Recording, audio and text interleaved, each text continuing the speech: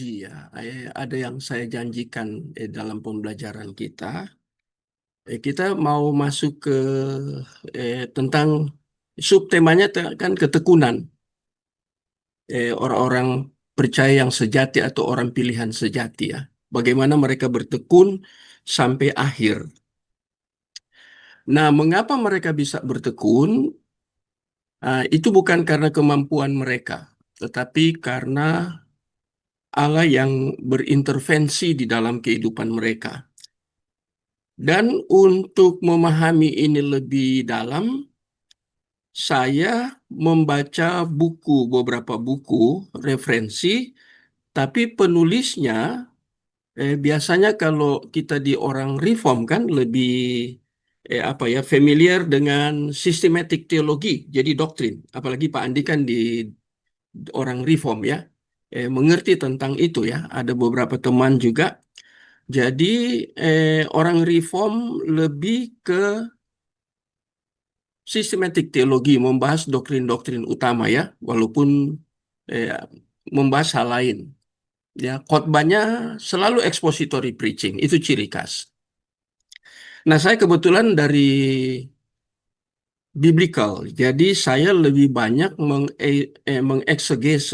eksegesis ya.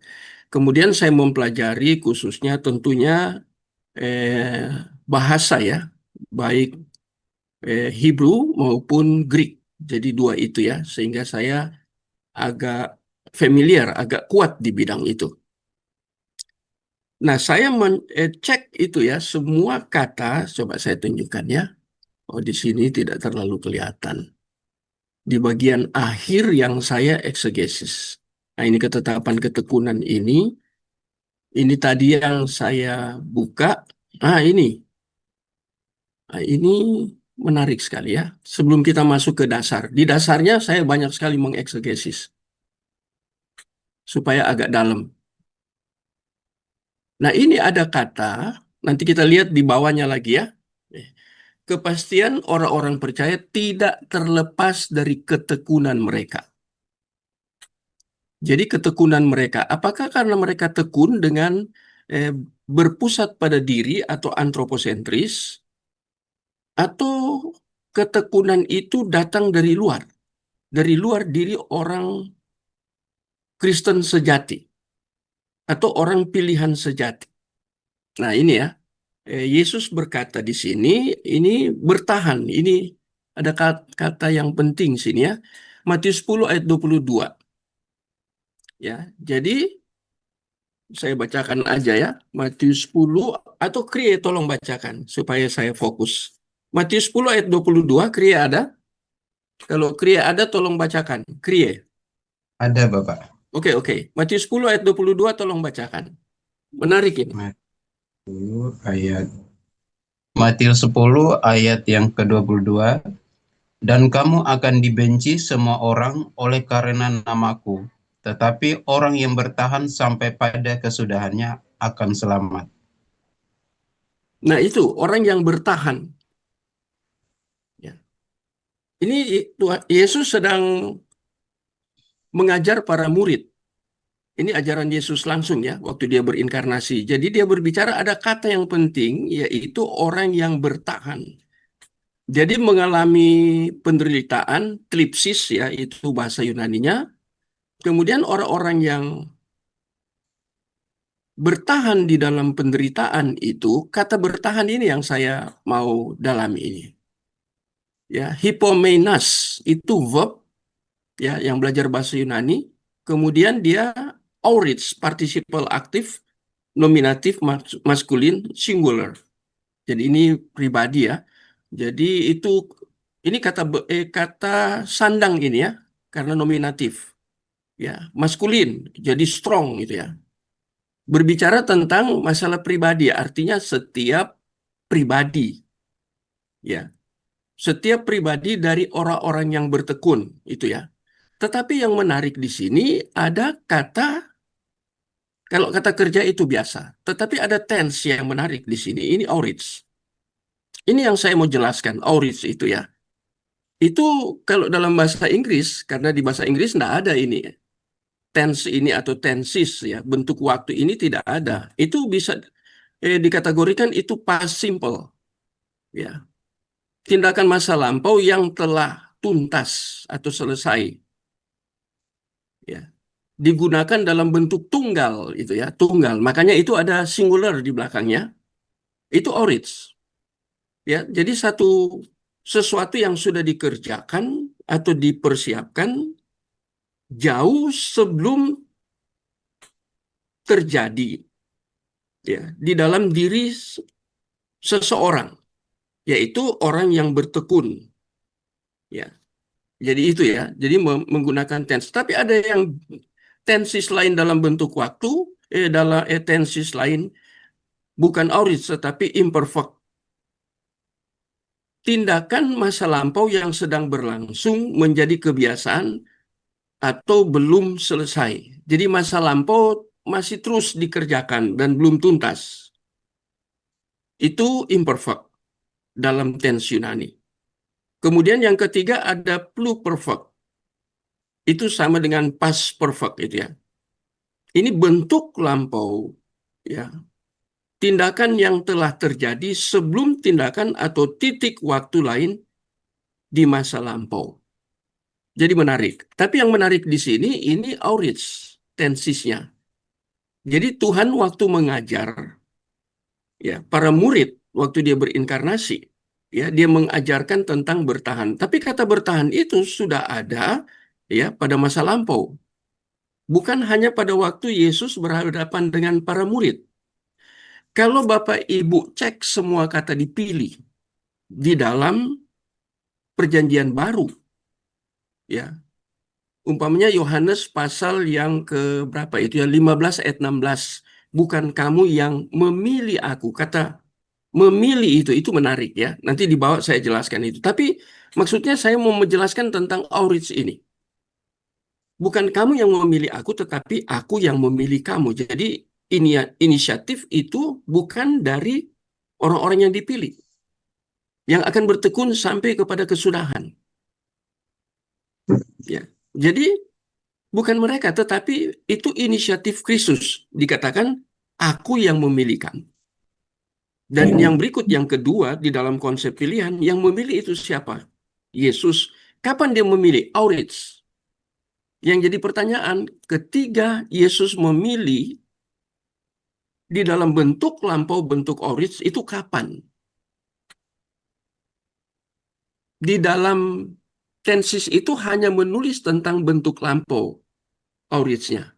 Tetapi untuk mengerti itu harus kita melihat di dalam beberapa ayat. Tetapi khususnya saya ambil satu ayat saja. Ya, Efesus pasal 1. Mari tolong create, tolong berdoa, berdoa. Tolong baca ya. Iya, Efesus, Pak. Filipi, bukan Efesus, sorry. Kadang saya cepat-cepat ngomong keliru ya. Filipi pasal 1. Betul, sorry, bukan Filipi, benar Efesus. Efesus pasal 1. Saya mau jelaskan bentuk waktunya. Ayat 4 apa 5, Pak? Ayat 4 dan 5 aja. Baik, Pak. Efesus pasal 1 ayat 4 dan 5. Sebab di dalam Dia Allah telah memilih kita sebelum dunia dijadikan, supaya kita kudus dan tak bercacat di hadapannya. Dalam kasih Ia telah menentukan kita dari semula oleh Yesus Kristus untuk menjadi anak-anaknya, sesuai dengan kerelaan kehendaknya. Oke, terima kasih. Itu ada ya, bentuk waktu itu dijelaskan di situ oleh Paulus. Itu dikatakan sebelum dunia dijadikan. Ya, itu dunia itu kan kosmos, berarti dipilih sebelum ada penciptaan. Siapa yang pilih?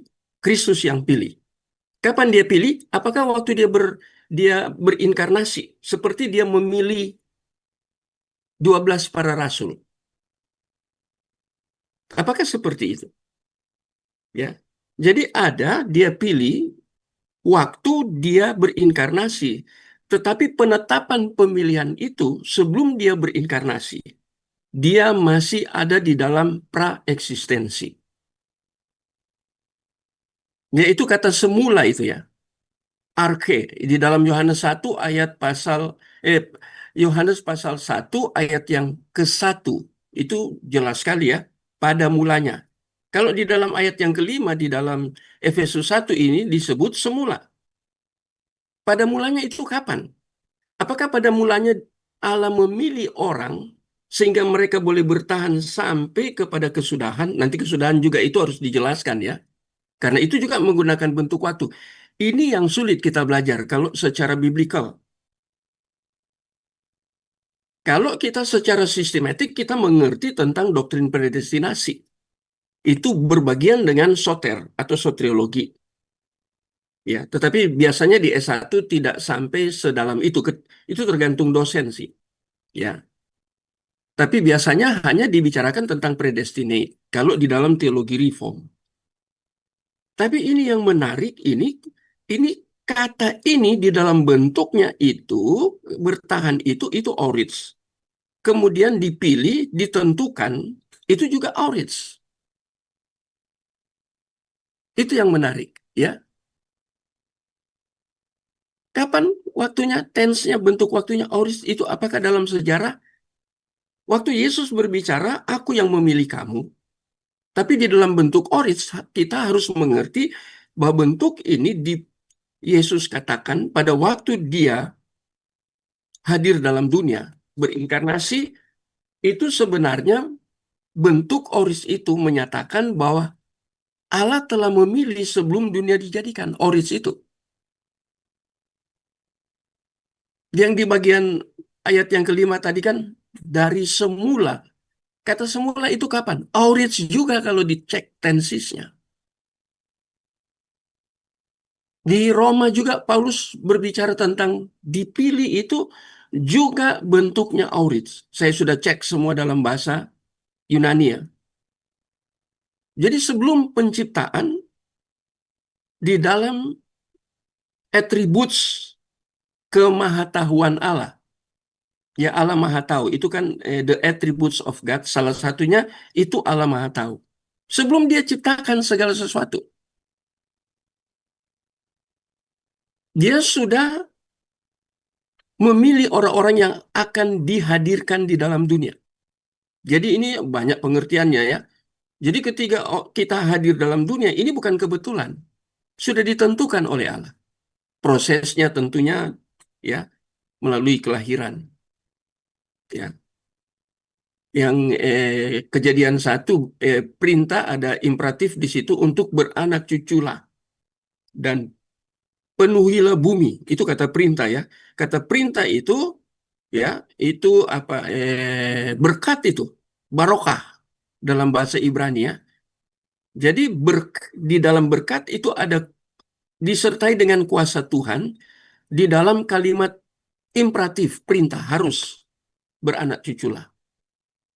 Nah, itu kan proses untuk beranak cucu. Dulu hanya diciptakan. Tapi kita melihat kata ini, tensis ini penting ya. Kadang orang memang tidak buat penelitian sampai kepada etimologi dan lengkap dengan seluruh perangkat di mana kita harus mengerti secara etimologi kata ini apa kata kerja, kata sandang tertentu ya, termasuk di sini ada nominatif ya. Dan ini aurits, ini yang menarik. Ya, jadi itu di dalam Matius bertahan itu. Jadi penganiayaan tapi orang akan bertahan. Itu bukan karena orang itu mampu, tetapi orang itu sudah ditentukan untuk memiliki kemampuan bertahan. Kapan ditentukan? Aurits. Aurits itu di dalam sejarah atau di luar sejarah? Di luar sejarah. Ya, di luar sejarah artinya apa? Artinya Allah ada di luar sejarah. Kita ada di dalam sejarah. Tapi Allah yang ada di luar sejarah, dia intervensi ke dalam sejarah, ya, secara khusus melalui pilihan dia. Itu wahyu khusus ya. Saya bicara tentang wahyu khusus, bukan wahyu umum. Kalau wahyu umum ya lain lagi. Ya, itu wahyu umum berkaitan juga dengan the providence of God. Allah memelihara seluruh ciptaan, itu the providence of God ya, pemeliharaan Allah. Tetapi ini yang menarik ya, yang menarik ya, bagian ini.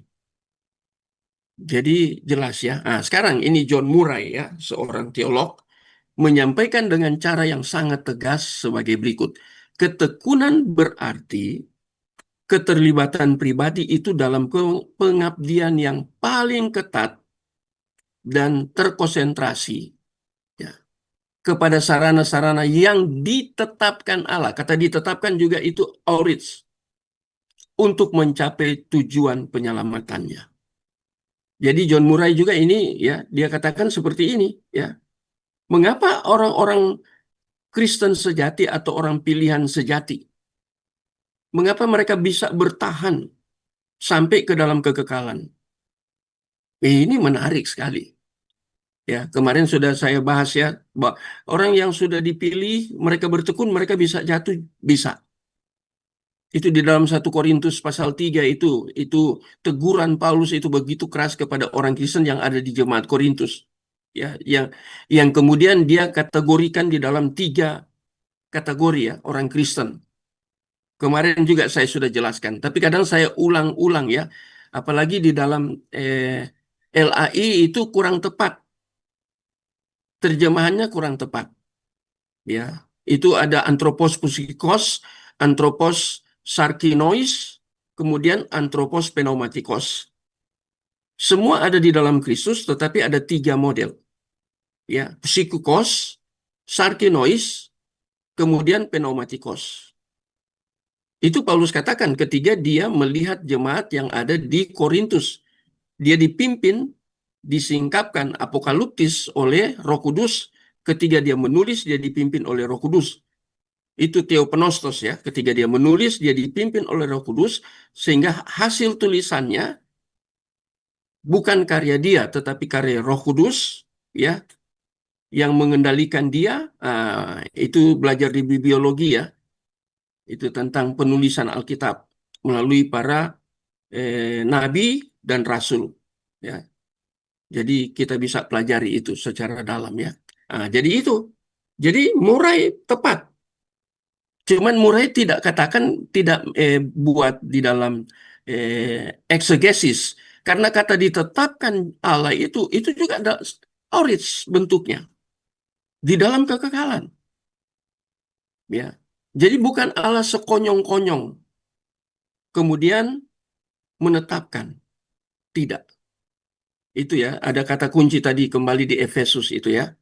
Ya, dari semula itu ayat 5, tapi sebelumnya ayat yang keempat, sebelum kosmos ya atau kosmogoni ya, dunia diciptakan.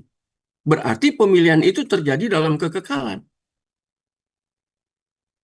Ini yang menarik kalau pelajari seperti ini ya. Jadi itu dasar ketekunan. Nah, sekarang kita mau lihat dasar Alkitabiah tentang doktrin ketekunan ini ya. Kita mau lihat ini. Ini yang menarik juga lebih dalam ya.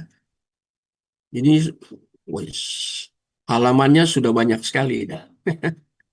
Ya,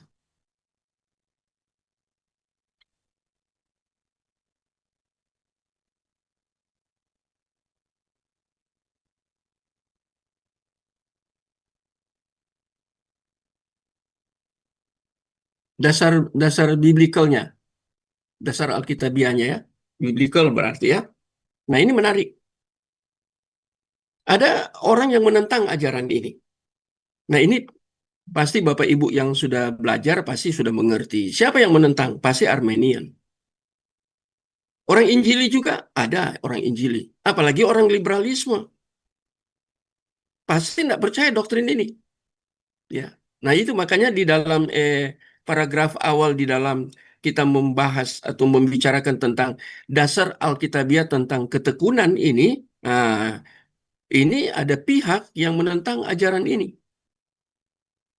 Ya. Doktrin ketekunan, kaum reform, ada yang tidak setuju. Ya.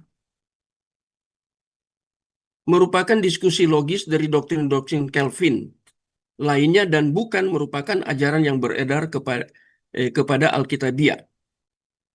Nah, ini ada yang menentang, tidak setuju artinya tentang bentuk Aurits itu ya.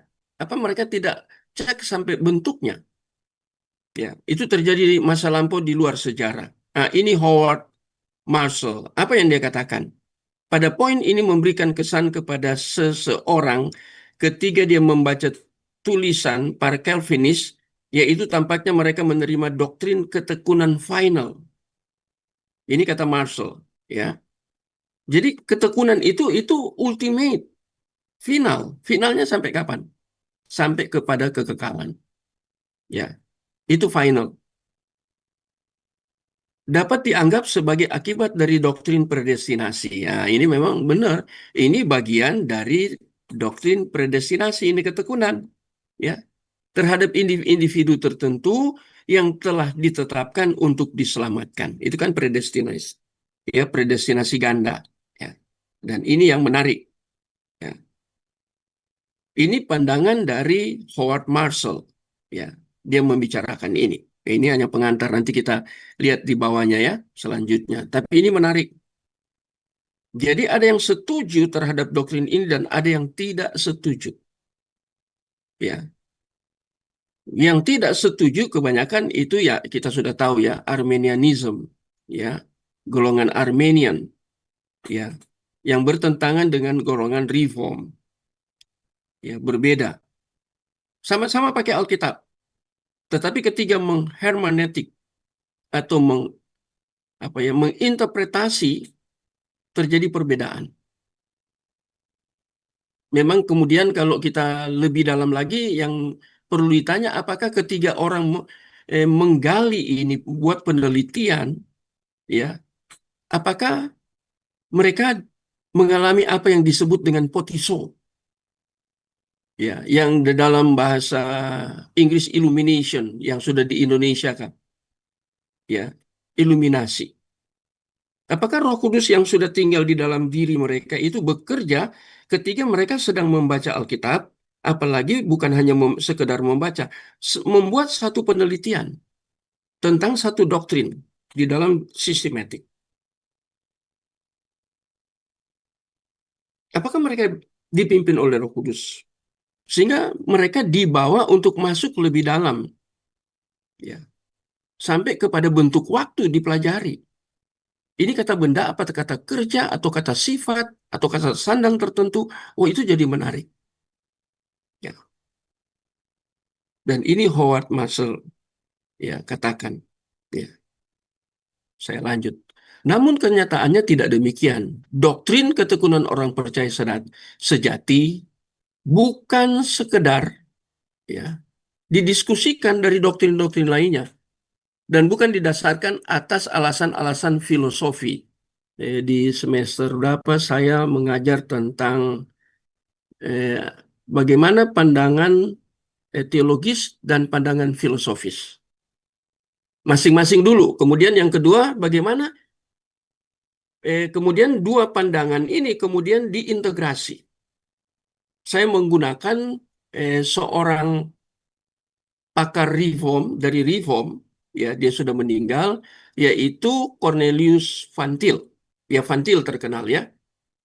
Saya menggunakan beberapa. Kemudian saya melihat juga dari John Frame. Dan karena saya tahu Van Til dalam berteologi, dia dipengaruhi oleh Abraham Kuyper, ya, ketika dia membangun teologi dan dipengaruhi oleh Manson, maka saya mempelajari konsep dari Abraham Kuyper. Saya pernah bertemu dengan seorang hamba Tuhan dan dia katakan, saya kuliah dan kalau saya buat makalah atau buat presentasi dengan menyiapkan PPT, ya, dia sekolah di luar negeri ya, di Reform. Itu dia harus mencari sumber penulis. Dia tidak boleh mengutip dari buku yang mengutip, referensi yang mengutip referensi lain, kemudian diambil dari situ. Ya, dia melihat siapa penulis, dia harus cari penulis itu. Ya, jadi itu menarik sekali bagi saya. Ya, saya diskusi dengan dia. Sekarang dia sudah PhD ya. Wah, itu memang dia pinter ya. Orang kita orang Chinese ya. Dia sekolah dia pertama sekolah di Eropa, tapi dia lulus dari Amerika. Belum lama lulus. Dia mau sampai ke PhD itu lama sekali. Dia 4 tahun, eh 6 tahun, 6 tahun lebih, hampir 7 tahun. Baru dia selesai. Cuma dia masih muda. Ya, kebetulan dia di Surabaya. Ya, dan dulu satu sinode dengan saya. Jadi saya kadang khotbah di dia, di gereja yang dia gembalakan ya, dia dan istri. Sama-sama mereka sekolah teologi di Pacet. Ya, anak buahnya Yosef Tong, ya, adiknya Pak Stephen Tong. Jadi ini kita lihat ya, doktrin ketekunan ini ya. Ini bukan didasarkan pada alasan-alasan filosofis maupun dogmatis. Ya, harus belajar siapa yang ada orang Reform satu, saya punya buku yang cukup tebal, dia menulis tentang dogmatis dari kata dokein. Saya pernah mengajar itu, apa itu dogma, apa itu doktrin, apakah ada perbedaan dan ada persamaan antara dogma dan doktrin. Nah, itu menarik. Jadi saya pelajari buku itu. Itu orang Reform, saya lupa siapa penulisnya ya. Saya beli buku itu dari Momentum. Oh, itu tebal.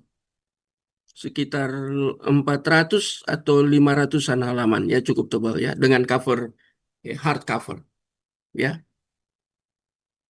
Tetapi secara jelas diajarkan dalam Alkitabiah. Nah, sekarang kita akan membahas dasar-dasar Alkitabiah untuk doktrin ini. Nah, ini menarik ya. Jadi itu bukan pandangan filosofis katanya, maupun dogmatis. Jadi itu makanya saya singgung tadi ya, kata dogmatis itu kata dari dokein. Ya, saya tidak menjelaskan di sini terlalu dalam ya kata dogmatis. Apa perbedaannya dengan didaskalos? Makanya ini ministry yang saya mulai dari tahun berapa ya 2018 akhir ini ministry ini diberi nama didaskalia ya. Artinya pengajaran atau ajaran ya, doktrin. Nah, itu artinya. Nah, kalau dogmatis ini dari kata dokein. Dua kata Yunani yang berbeda. Sama-sama pengajaran, tapi penekanannya berbeda. Ya. Nah, sekarang kita akan lihat ayat-ayatnya. Nah, ini yang menarik. Ya. Mulai dari Lukas pasal 22 ayat 31 sampai ayat 32. Ayat-ayat yang membicarakan tentang ketekunan. Dari Injil dulu. Nanti dari surat-surat ya. Tapi kita mulai dari Injil. Ya. Jadi ada 4 Injil. Tetapi ada selingan di dalamnya dari tulisan-tulisan Paulus. Tapi kita harus mulai dari Injil. Pertama dari Injil Lukas.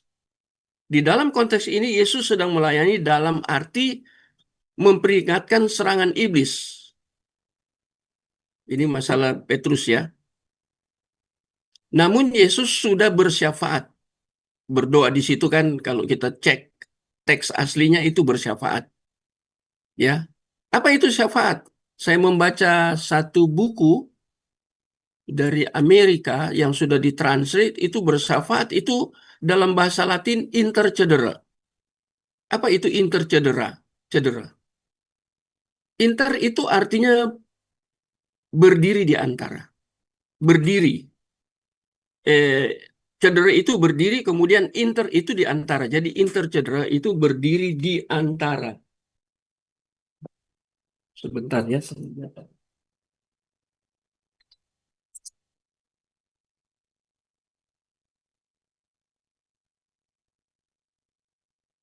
Oke. Jadi ini kan masalah Petrus ini.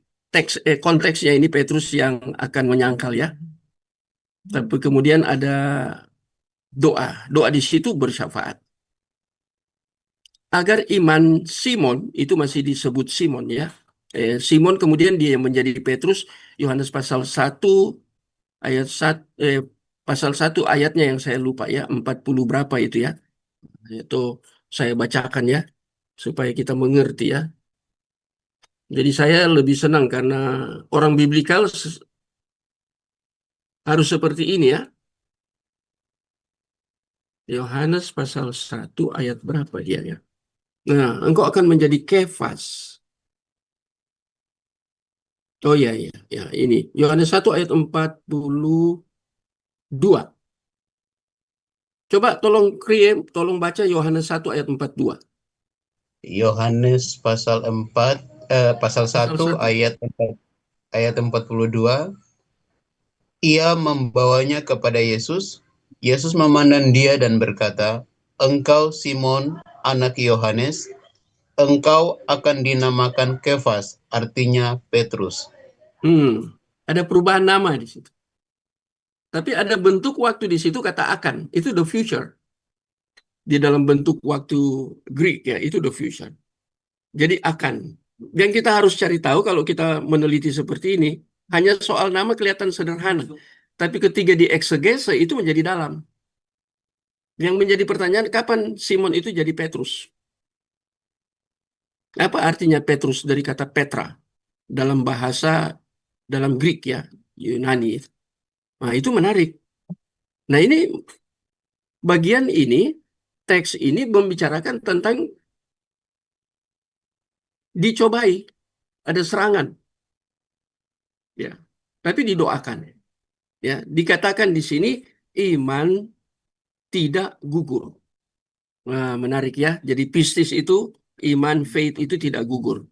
Pertanyaannya, mengapa? Ini saya jelaskan rupanya di sini. Mengapa Yesus menggunakan kata Simon di dalam konteks ini? Padahal namanya telah diubah oleh yang ubah itu kan Yesus sendiri, sama seperti Saul menjadi Paulus. Ya, Saul itu artinya the big.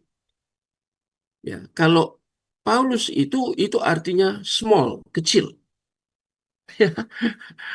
Itu dalam sekali itu. Abraham menjadi Abraham.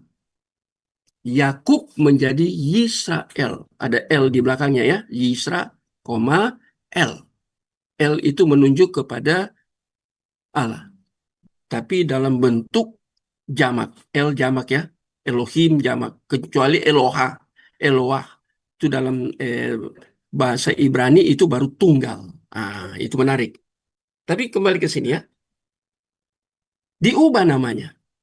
Ya, dari Simon. Ya, engkau sendiri akan dinamakan Petrus. Juga mengapa Simon harus dicobai iblis? Petra batu karang yang teguh ya, harus dicobai. Kemudian didoakan supaya tidak gugur. Jawabannya ini ya. Ya, jadi Christ di sini ya memberitahukan kepada Petrus bahwa setan telah meminta dan menerima izin karena sudah milik Matetes kan, dipilih. Ya, jadi sudah milik yang memilih. Jadi setan ini minta. Ada kata telah meminta, kemudian dapat izin. Ya. Dari Bapa untuk menempatkan para murid di bawah cobaan yang berat. Untuk menampi mereka seperti gandum. Wah, menarik ya. Tujuan dari setan, kalau kata saya tidak menggunakan kata iblis ya, beda ya setan dan iblis. Satu kata itu noun. Kalau setan itu dari kata Satan bahasa Yunani itu noun. Kalau iblis kan dari kata Yunani itu dia bolos, ya artinya penipu, pembohong, ya penuduh itu dia bolos ya. Itu ada juga di dalam Wahyu ya. Jadi kita lihat di sini ya.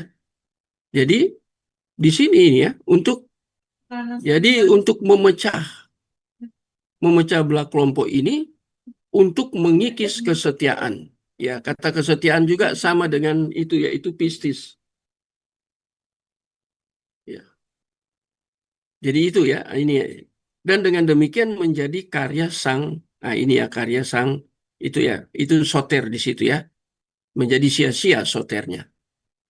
Makanya diintervensi oleh Christ di sini ya. Dia telah berdoa secara khusus agar imannya Petrus jangan gugur. Jadi menarik di sini ya. Sangat menarik. Ini dasar ya, ini dasar dari eh, beberapa bagian penting. Nah, sekarang saya meneliti tentang kata jangan gugur, khususnya kata gugur ya, dalam teks asli, ya Greek. Nah, itu dari kata ekleipo, ya. Ekleipo sama dari kata ekleipo juga. Artinya gugur itu artinya berakhir, habis, selesai. Dia artinya tidak memiliki iman lagi, tidak memiliki pistis. Nah, kata ini dalam bahasa Inggris itu eclipse, ya, artinya seperti gerhana yang memudar, gerhana matahari kemudian memudar, ya, pudar di situ ya. Ya, sebenarnya diturunkan dari kata ini. Itu masalah gerhana ya. Nah, sekarang kita lihat seorang penulis itu Kenneth Wills, ya. Ini menangkap, jadi dia melihat bahwa kata ini bisa ketika diterjemahkan menurut ini scholar ini ya, agar imanmu jangan sampai pudar sepenuhnya. Itu ada kata yang terakhir itu pudar sepenuhnya. Mengapa dikatakan oleh Kenneth ini ya bahwa jangan sampai pudar sepenuhnya. Itu gugur kan habis. Petrus jatuh menyangkal, tapi bukan kemudian habis imannya, pudar sepenuhnya. Nah, itu menarik ya. Jadi diizinkan, tadi di atas kan diizinkan. Minta izin, diizinkan. Siapa yang minta izin, siapa yang mengizinkan. Analoginya ada di PL, Ayub. Ya, karena dia orang saleh, dia menjadi milik Allah. Sehingga ketika iblis akan mencobai, harus izin dulu kepada yang empunya, ya, Ayub. Dan diizinkan kemudian diberi batasan tertentu. Itu pembandingnya ya, bagian ini ya, antara Petrus dan Ayub. Wah, ini menarik ini ya. Jadi bisa jatuh, bisa ini. Tapi bukan berarti sepenuhnya pudar, habis, berakhir. Karena ternyata Petrus kemudian berubah. Ya. Jadi itu orang pilihan. Itu matetes yang dipilih, dia tidak akan hilang kalau sudah dipilih. Karena kehidupannya bergantung kepada yang memilih, bukan kepada yang dipilih. Ya, yang memilih itu absolut, yang dipilih itu relatif. Ya, bisa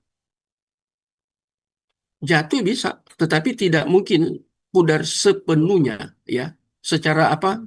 Bahasa Latinnya tota ya, utuh pudarnya itu. Ya, apalagi kita lihat di sini ada intervensi itu, saya katakan tadi syafaat atau bersyafaat. Ya, jadi Petrus jangan sampai punah sama sekali, terhapus tanpa sisa. Nah, dia jatuh, tapi bukan berarti habis, selesai, hilang imannya. Tidak. Ini kita lihat ya gambaran, ya, ya. Sampai hilang ya, ya. Sehingga walaupun Petrus secara pasti akan menjadi tidak beriman, ya, karena kejatuhannya menyangkal itu. Dalam arti dia tidak setia, tetapi tidak sampai kehilangan seluruh iman yang menyelamatkannya. Nah, menarik kan? Jadi bisa orang yang orang-orang yang dipilih itu dia bertekun, bukan berarti dia sempurna ketekunannya. Karena bukti di sini ya ini, bagian ini menjelaskan ini ya, pertobatannya yang segera ia pergi keluar dan menangis dengan sedih. Itu ayat 62 ya. Ini pertobatan. mengindikasikan bahwa doa Yesus bagi Petrus benar-benar telah dijawab. Itu ada rasa sedih. Beda dengan si siapa? Si Iskariot, Yudas. Beda ya, karena itu sudah dinubuatkan. Ya, dia dipilih karena memang dia harus hadir di tengah-tengah eh, pilihan ya eh, yang asli ya, kalau saya pakai dalam tanda kutip, yang benar-benar dipilih. Dia hanya dipilih untuk tujuan tertentu. Dan kita sudah mengerti itu sudah dinubuatkan ya tertulis di Mazmur ya. Itu Daud yang nubuatkan, itu mengangkat tumit itu yang makan roti kemudian mengangkat tumit ya. Itu Mazmur 41 kalau tidak salah ya. Coba coba coba lihat Mazmur 41 tidak. Ini perbandingan dengan ini.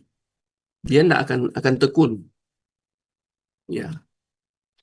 Mazmur 40 berapa? 41 kan?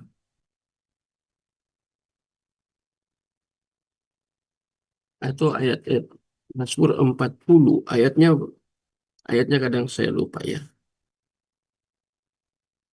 Yang dia makan roti dan kemudian dia mengangkat tumit. 41 Bapak. Betul ya? Ayat berapa? Tolong Kri baca. Ayat yang ke-10 Pak. Oh, 10. Oh, betul ya. Coba bacakan. Bahkan sahabat karibku yang kupercayai, yang makan rotiku, telah mengangkat tumitnya terhadap aku. Ini deskriptif, gambaran. Ini tipe ya. Dan antitipenya di dalam PB. Ya, ini Mazmur Daud ya. Jadi kita lihat di sini beda dengan Petrus. Yudas tidak didoakan, Petrus didoakan. Ya. Jadi sangat berbeda perlakuannya ya. Itu yang disebut dengan hak prerogatif of God. Ya. Jadi kita tidak bisa ganggu gugat ya. Itu terkait dengan the sovereignty of God. Ya. Jadi berubah Petrus. Ya. Maka di sini kita mendapati satu contoh mengenai seorang yang terjatuh begitu hebatnya. Ya. Akan tetapi imannya tidak pudar karena ada perantaraan. Perantaraan itu syafaat tadi yang saya bilang ya, doa. Jika kita percaya itu ya tentang Christ adalah syafaat kita yang adalah miliknya sendiri, bukankah kita juga harus percaya bahwa ya itu ya, Kristus tidak akan mengizinkan iman dari satu umatnya untuk gagal. Nggak akan mungkin gagal. Karena memang dia pilihan. Nah ini contoh Petrus, Matetes itu ya, murid. Ya, hanya Yudas tadi ya. Walaupun mereka mungkin akan terjatuh. Ya, sekalipun ini dalam dosa yang cukup berat ya. Kadang, kadang kita bicara tentang ini hamartologi ya, kita salah mengerti basis biblikalnya, kita salah mengerti. Mengapa salah mengerti? Mau buat dosa besar, dosa kecil di mata Allah kan itu sama dosa, bukan soal besar kecil. Sama itu. Ya, harus belajar di sistematik teologi itu ada mungkin digabung ya antara antropologi dan hamartologi. Jadi kita lihat di situ ya. Bisa orang katakan, oh itu hamartologinya itu berat. Nggak masalah. Ya, orang itu tidak akan hilang, tidak akan gagal. Ya, dia akan tekun terus walaupun dia bisa jatuh. Ayat di Lukas ini harus dibaca dalam hubungannya, ini hubungannya ya, dengan Ibrani 7 ayat 25. Karena ia sanggup untuk menyelamatkan dengan sempurna semua orang yang oleh dia datang kepada Allah. Oleh dia ini penting ya. Jadi ada inisiatif. Dia yang berinkarnasi itu ya, datang kepada Allah. Sebab ia hidup senantiasa untuk menjadi pengantar mereka. Ini menarik ya. Tadi yang saya jelaskan tentang syafaat. Ya, di dalam konteks ini hanya bagian itu. Lukas itu. Ya, tadi Lukas berapa itu? Ya, Lukas 22. Hanya 2 ayat, tapi Kalau kita mau jelaskan dengan menggunakan eksegesis itu menjadi sangat dalam. Ya, ini saya belum menggunakan bentuk waktunya ya. Kalau dicek bentuk waktunya juga ini orange, jadi menarik. Ya, itu orange juga bentuk waktunya. Itu yang harus kita cek supaya pemahaman kita lebih mengakar, ya, lebih dalam. Ya. Ini jarang dibicarakan seperti itu ya. Memang ini saya sering katakan kalau model kayak gini kita menggunakan sampai ke hermeneutik seperti itu, eksegesis memang kita harus di PA, bukan di khotbah umum ya. Di PA lebih baik.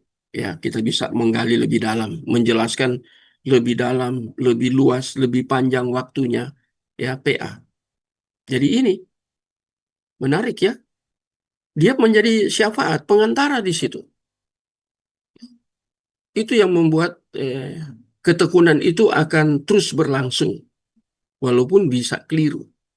Ya, saya sering memberi gambaran siapa yang tidak jatuh tokoh di dalam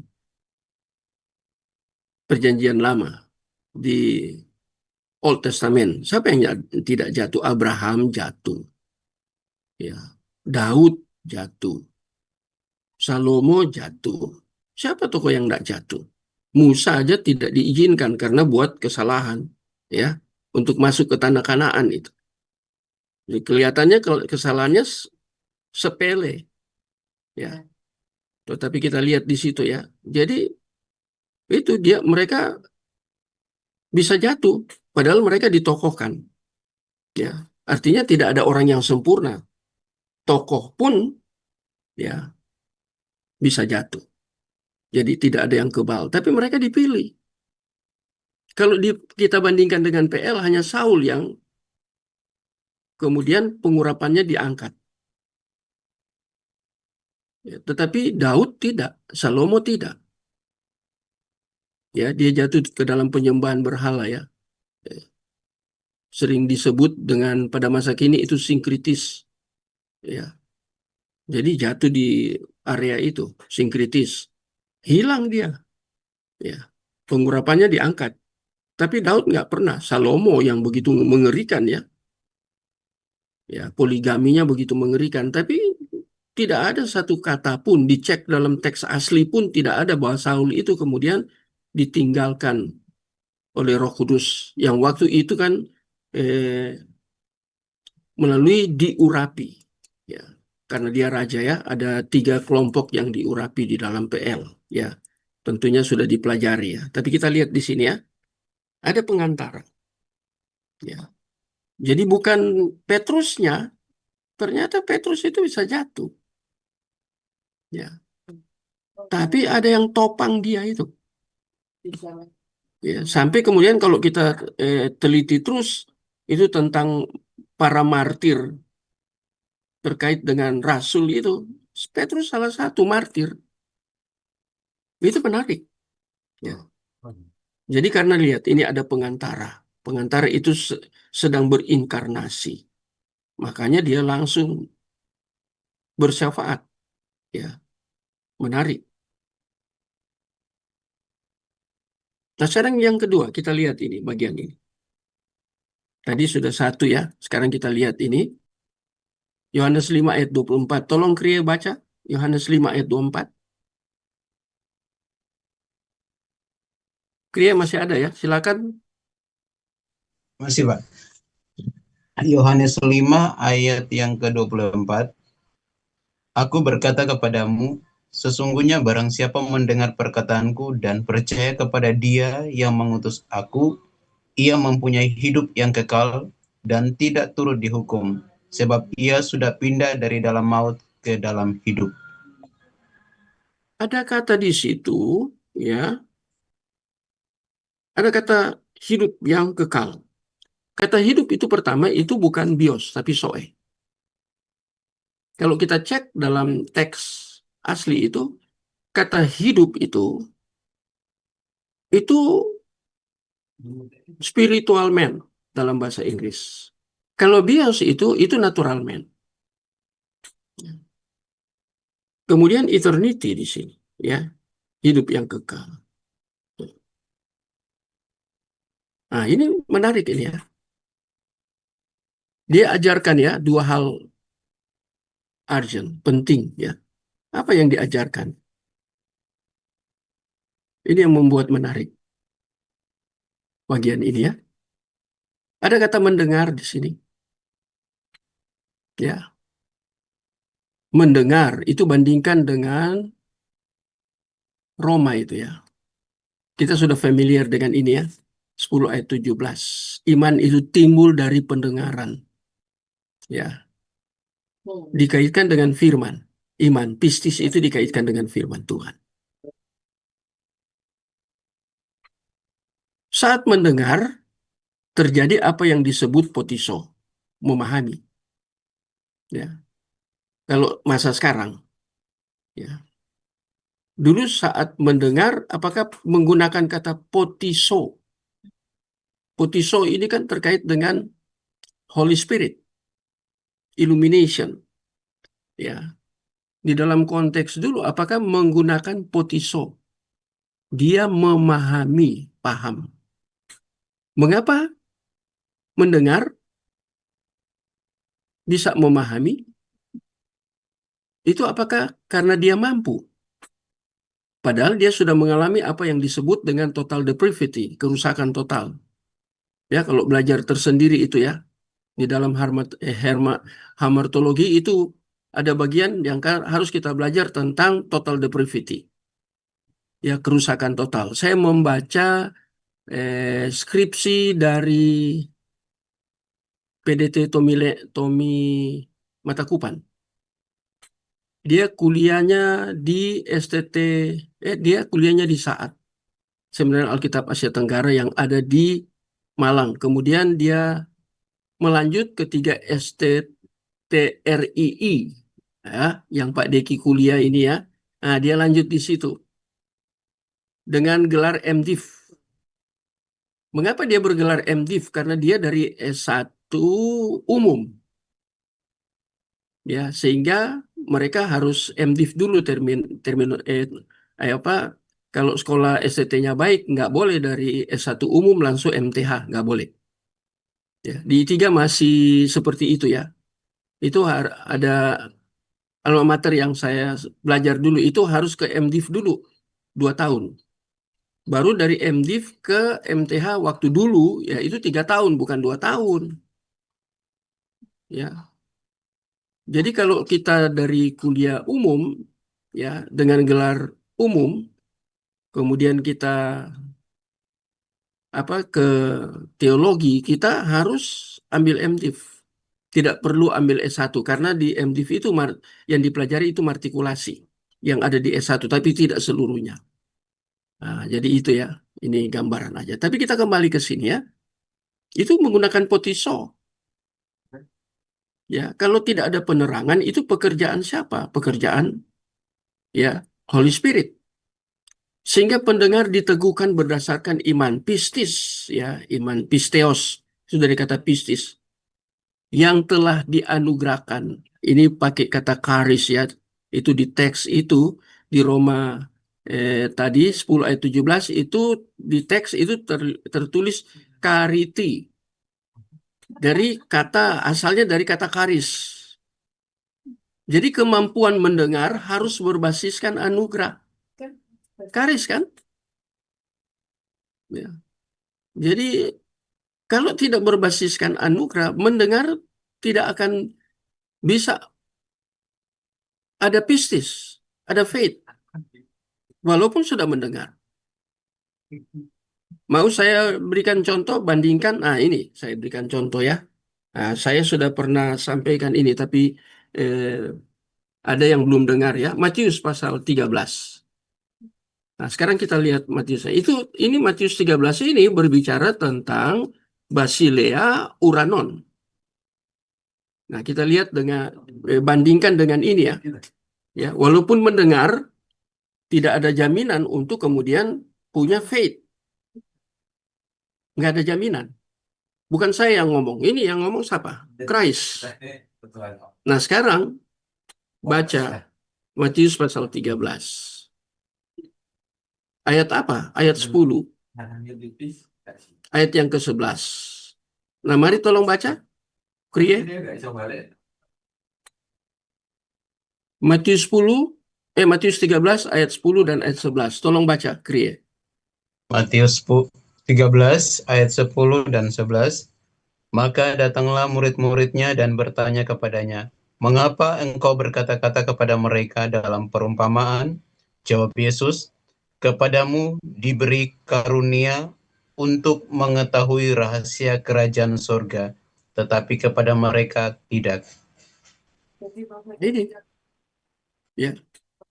Jadi bukan yang mendengar tentang Basilea Uranon ketika Yesus mengajar itu, ya, seluruh Matius 13 dalam bentuk perumpamaan, itu bukan hanya matetes, murid, tetapi itu ada kelompok Sanhedrin, orang-orang terkemuka di dalam sinagog, ya, Yudaisme itu.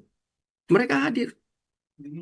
Dan ketika Yesus berbicara tentang Basilea Uranon, kerajaan sorga di sini, ya, konteks Matius ini dia tidak menggunakan Basilea Tauteon, kerajaan Allah, ya, Tauteon, ya, Tuteon, ya, OU soalnya, ya.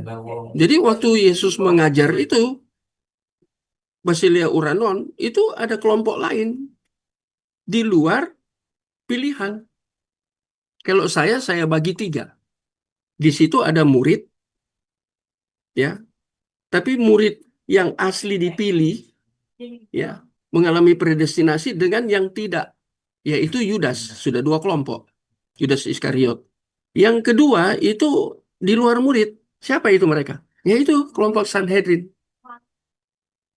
Terutama ya kelompok Sanhedrin yang hebat-hebat itu, yang ahli Taurat itu. Ya. Nah, mereka dengar. Sehingga murid tanya, ini ayat yang ke-10, ya. Datanglah murid bertanya, mengapa pakai perumpamaan? Ya. Ya, ini kemudian Yesus beri respon, jawab, kepadamu diberi karunia. Ah, kalau di sini pakai karis, saya cek ya. Kalau di teks asli di dalam ayat ini, dia tidak pakai karis, didomi. Karunia, itu anugerah, ya. Sama-sama gift, kalau dalam bahasa Inggris kan gift, pemberian. Artinya dari luar diri itu, kemampuan untuk menyerap, untuk memahami, itu bukan karena kemampuan dari dalam diri. Tapi di sini disebut didomi.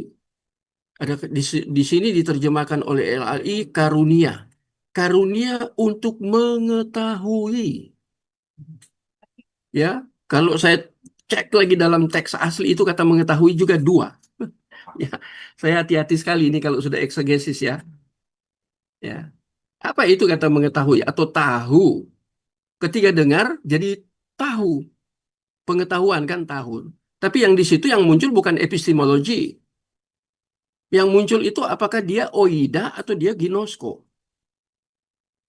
Kalau untuk teks ini dikenakan kepada murid dalam teks ini, kepadamu diberi karunia. Itu itu yang muncul di situ itu ginosko. Pengetahuan yang intim.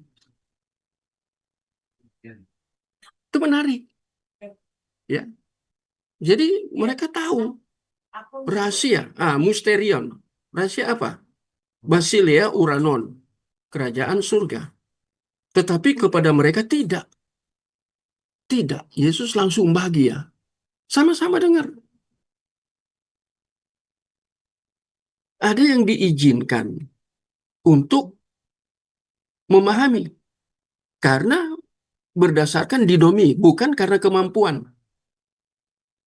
Ya. Bukan karena kemampuan dari dalam, ya. Dari dalam diri mereka, inner lah katakan. Ya. Bukan. Dari luar ada intervensi. Itu intervensi dari itu didomi, diberi kemampuan untuk memahami. Ya, memahami dalam pengertian bukan oida. Ada dua. Memang untuk memahami harus oida dulu. Ya, pemahaman yang deskriptif. Oida itu kan deskriptif. Itu ada gambaran. Gambaran itu tentang doktrin atau ajaran.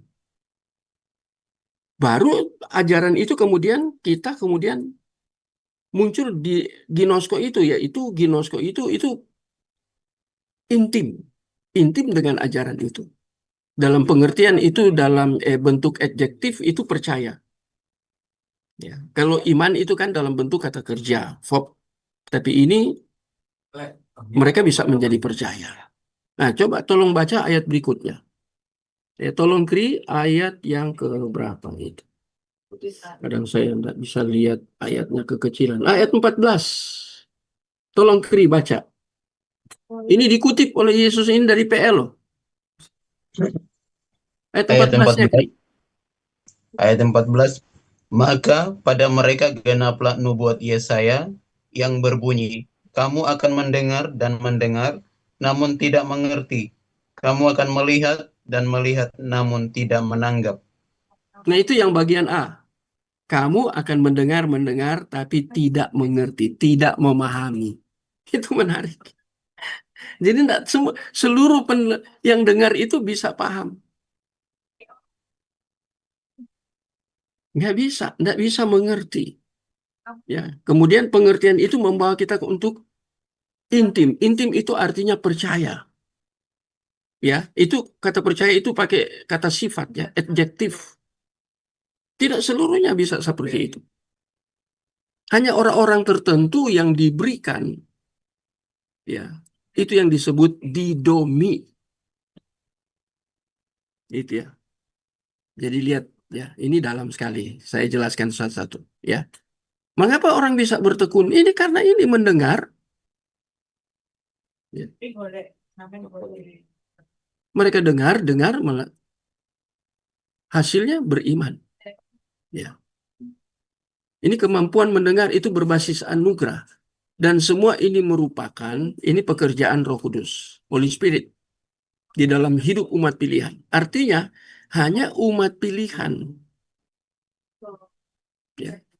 Hanya umat pilihan yang apa? Hanya umat pilihan. Ini karya Roh Kudus ya. Jadi hanya umat pilihan yang memiliki hal ini. Ya. Karena Roh Kudus telah ada di dalam dirinya. Nah, ini ditegaskan ya. Ya. Jadi sudah inner di dalam. Nah, sudah di dalam. Ya. Dan dampaknya adalah berpindah dari maut. Nah, itu tanah tau. Tanah tau itu dari tanah tos. Itu kembali ke Yohanes 5 ayat 42 ya.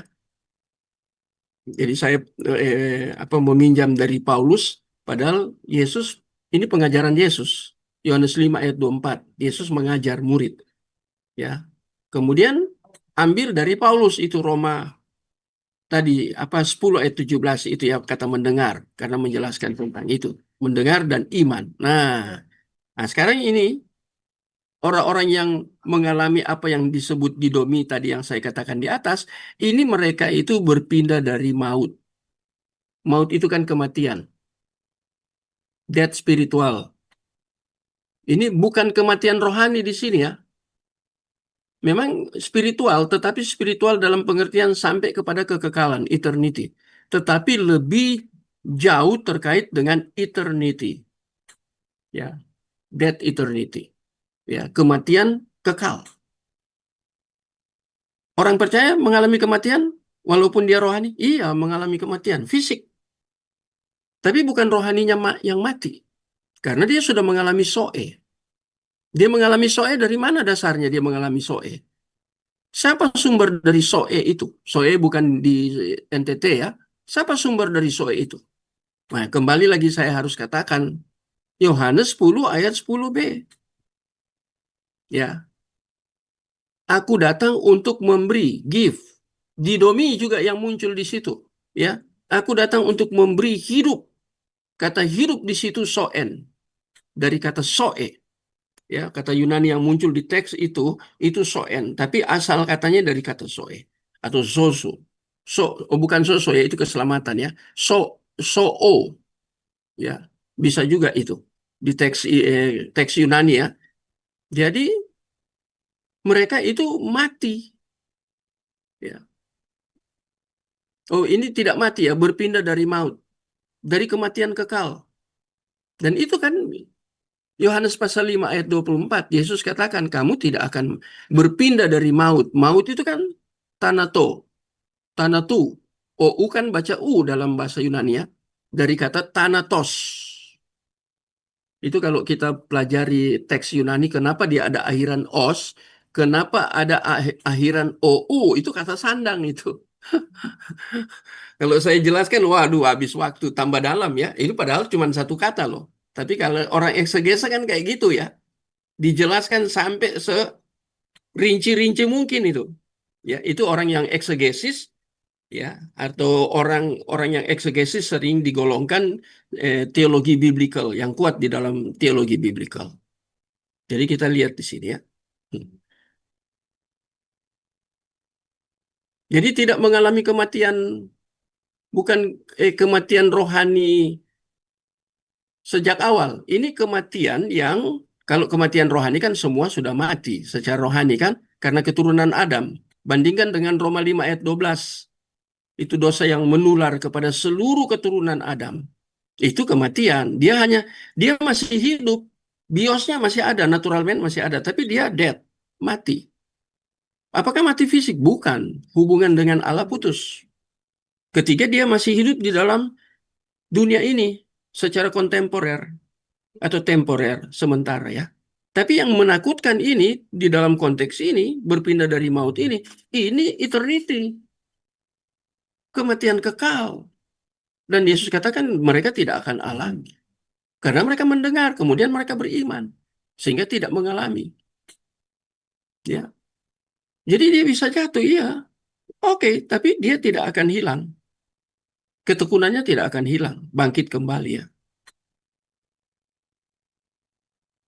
Nah, ini ya, ini salah ketik ya. Di sini Yesus mengajarkan dengan lugas dan tegas bahwa setiap orang yang mendengar perkataannya, firman, itu logos di sini ya. Tapi harus hati-hati ya. Sini konteksnya itu ditulis logos, tapi logos ini bukan menunjuk kepada pribadi, yaitu Yesus, logos yang berinkarnasi. Logos di sini berbicara tentang firman, dan logos di sini firman yang diketahui, firman yang dipahami, firman yang pengetahuan. Kita bisa memunculkan pengetahuan, ya knowledge itu. Dan terus mempercayai itu bersifat presentif. Dia atau Bapa yang mengutus Yesus, maka dia tidak akan dihukum.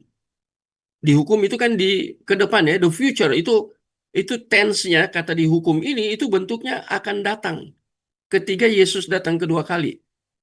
Ya, dan hukumannya itu hukuman kekal. Karena dosa-dosanya sudah mengalami, ya, saya tambahkan di sini ya, soteriologi objektif yang berpusat dari Kristus. Soteriologi objektif tidak berpusat kepada Roh Kudus, tapi kepada Kristus. Artinya dia yang mati, dia menjadi manusia dan dia yang mati. Kalau Roh Kudus datang untuk menuntun orang untuk datang kepada Kristus dan percaya terhadap peristiwa salib. Itu Roh Kudus menginsafkan dunia akan dosa. Kata menginsafkan, ya insaf, sadar, itu dikaitkan dengan dosa. Setelah Yesus naik kan Roh Kudus turun. Dia mengerjakan sama-sama, menginsafkan dunia akan dosa. Ya, bahwa Yesus sudah menyelesaikan dosa itu. Jadi ini relasi antara soteriologi objektif dan soteriologi subjektif dikaitkan. Satu pekerjaan yang langsung dia kerjakan, tapi ini Roh Kudus, Holy Spirit ini mengerjakan satu pekerjaan yang sudah selesai. Ini menyadarkan, tapi ini mengampuni. Ini berbedanya ya. Pekerjaan dalam soter itu berbedanya antara soteriologi objektif yang mengacu kepada Kristus, itu dia yang mati dan dia yang ampuni. Dia yang berinkarnasi, datang untuk mati dan dia bangkit. Tapi kalau Roh Kudus tidak pernah berinkarnasi. Tapi dia bekerja setelah Yesus naik untuk menginsafkan dunia akan dosa. Sadar ya akan dosa. Itu kan Roh Kudus kerjakan itu berhubungan dengan salib. Ya siapa yang disalib? Bukan Roh Kudus. Dia tidak pernah jadi manusia. Dia tetap metafisis. Yang seperti ini yang kadang tidak dijelaskan ya secara dalam. Ya, jadi saya jelaskan di sini ya karena dosa-dosa. Ini terkait lagi ya, melainkan secara permanen dia telah berpindah. Ini masalah status. Ada kata pindah di situ ya. Kemudian hidup. Dia menjadi hidup, tidak lagi mati. Hidup di sini kan pakai soe. Nah, itu saya tambahkan Yohanes 10 ayat 10b. Karena hidup bios itu natural man. Itu natural man itu general blessing. Semua orang yang masih hidup di dunia ini, dia masih hidup, tapi tidak percaya Yesus. Itu nah, general blessing itu berkat umum. Ya. Kata yang diterjemahkan berpindah dari kata Yunani metabebeken. Metabebeken dari kata Yunani metabaino yang berarti menyeberang. Orang yang berpindah itu dia menyeberang. Nah, ini harus dikaitkan dengan apa yang Yesus katakan. Akulah jalan, kebenaran, dan hidup. Untuk menyeberang perlu butuh jalan. Siapa yang menjadi jalan? Kristus itu yang bawa kita menyeberang. Dari kehidupan atau status kematian karena dosa. Ya, total depravity. Sekarang dia menjadi jalannya. Menjadi jembatan untuk membawa kita menyeberang. Itu kata dari kata metabebeken. Atau metabaino. Dari kata itu ya. Kata metabebeken. Kalau mau teliti ini, pemenggalan kata yang seperti ini, Bapak Ibu cari di mana? Helps, words, studies. Cari itu, help, words, studies. Itu semua dalam bahasa Yunani. Tetapi helps, words, studies itu kelebihannya, itu umpamanya satu kata Yunani itu sebenarnya ada dua kata di situ yang dijadikan satu pemenggalan itu. Kita harus lihat di word di apa help helps word studies. Itu dijelaskan semua di situ. Kalau mau cari lagi di wine, wine itu ya yang tebal kayak itu. Dulu saya beli itu warna hijau ya. Dulu sekitar 400.000 dulu. Sekarang mungkin sudah naik karena dolar kan naik terus ya. Karena itu kan tidak diterjemahkan oleh momentum. Walaupun saya beli di momentum tapi tidak diterjemahkan. Mungkin sekarang 600-700 lah. Tapi bagus sekali itu. Dari Ibrani sampai ke Yunani. Itu ada pemenggalan-pemenggalan itu yang dijelaskan. Ya. Jadi kita lihat di sini ya, berpindah ini status. Ya.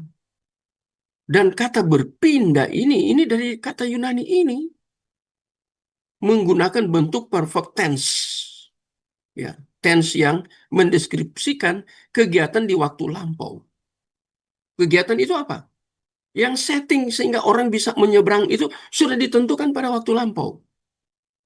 Dengan hasil yang tetap ada hingga kapanpun. Yang tetap ada hingga kapanpun. Kekekalan ini, eternity. Dan tindakan ini merupakan tindakan yang bersifat final. Membawa menyeberang itu final, ultimate. Dan tidak dibatalkan lagi. Wah, ini menarik ya. Ayat ini menarik.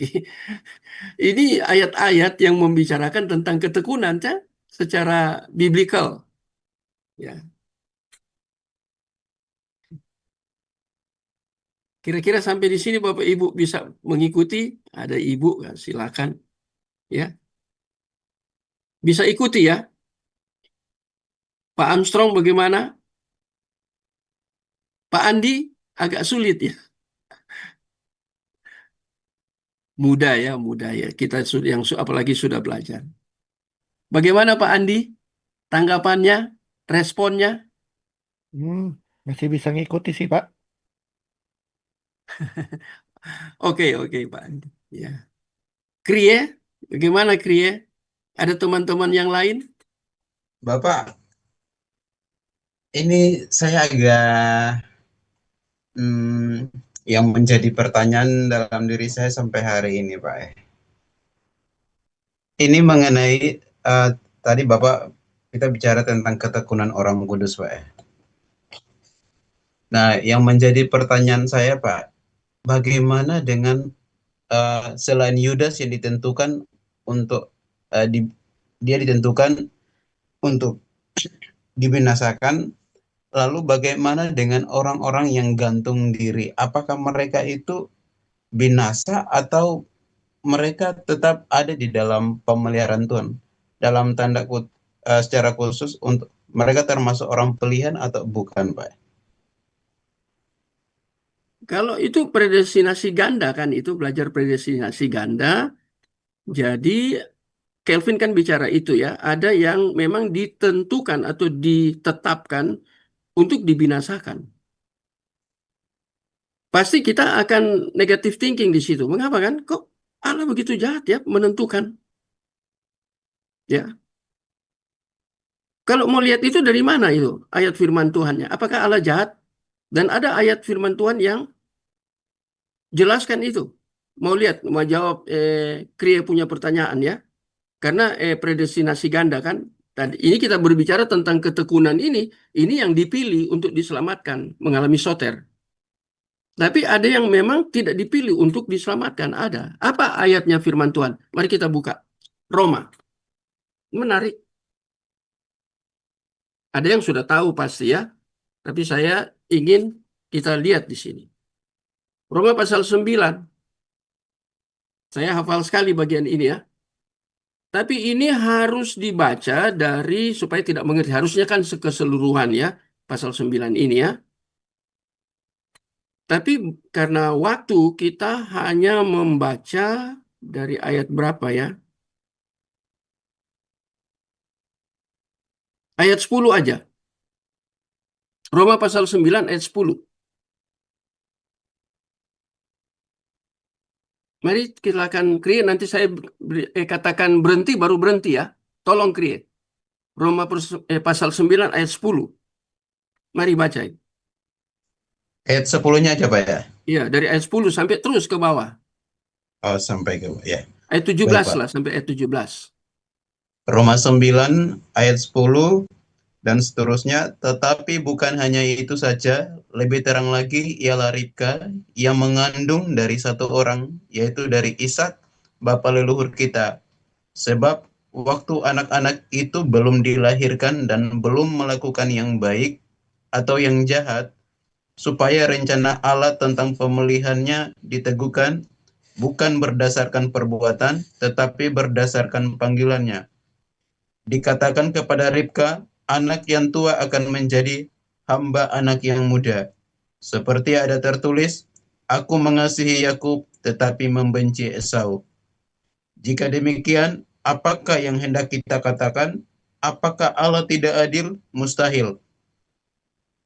Sebab ia berfirman kepada Musa, aku akan menaruh belas kasihan kepada siapa aku mau menaruh belas kasihan, dan aku akan bermurah hati kepada siapa aku mau bermurah hati. Jadi hal itu tidak bergantung pada kehendak orang atau usaha orang, tetapi kepada kemurahan hati Allah. Nah, sampai Sebab situ aja, kita sampai situ, Krie. Ini kan menarik ya. baik, Mulai ambil dari PL. Ini tulisan Paulus, pasti semua sudah tahu. Tapi dia mulai starting dari PL. Tentang dua anak dari satu ibu. Dua anak toh, ini ya. Ya. Kemudian ini yang kedua berbicara tentang pemilihan itu bukan berdasarkan perbuatan. Atau orang di luar kita ini ya, M ini katakan kan amal. Bukan, pilihannya bukan karena perbuatan. Ya. Walaupun karpos, perbuatan itu kan fruit. Dari bahasa Yunani karpos, itu penting. Tapi berbeda ini perbuatan di luar dari karpos. Bukan karena hasil dari pekerjaan Roh Kudus. Itu perbuatan menurut kemampuan manusia, apa yang mereka lakukan. Manusia kan masih punya moral, walaupun dia tidak percaya Yesus. Ya, moral secara umum. Itu berdasarkan wahyu khusus, itu moral umum. Ada dua wahyu itu. Bukan wahyu khusus, sorry. Wahyu umum. Ada dua kan? Wahyu umum itu ya. Satu, alam semesta, mereka mengerti tentang Allah. Yang kedua, di dalam diri mereka, di dalam Roma pasal 1 itu, Paulus katakan, walaupun mereka tidak percaya kepada Taurat, tapi di dalam diri mereka ada Taurat. Berarti ada yang disebut dengan sifat ilahi. Itu yang dibahas oleh Pascal. Kalau baca tulisan Pascal itu ya, dia membicarakan itu. Itu manusia itu bersifat divine, ilahi. Karena ada satu tempat di dalam diri manusia yang tidak bisa diisi dengan apapun selain divine itu. Dan itu berkat, tapi berkat umum. Itu tidak menyelamatkan. Makanya tetangga saya banyak yang tidak percaya. Di sini saya tinggal di lingkungan tidak percaya. Krie kan pernah tinggal di sini berapa lama? Hanya berapa keluarga yang orang percaya? Tiga, semua seberang. Mereka baik-baik saja, sopan, ya. Mereka keluarga itu, kalau dalam tanda kutip ya, sampai mereka pisah itu maut memisahkan, begitu setia, ya. Dari segi moral baik. Tapi itu kan perbuatan. Dari kata mores ya, bahasa Latin, kata moral ya. Itu tingkah laku mereka baik loh. Tapi kata Paulus itu bukan karena perbuatan. Tapi karena pilihan Allah itu harus digenapi. Pemilihan itu harus digenapi. Ya, choice. Ya, harus digenapi pilihan. Nah, ini kan predestinate.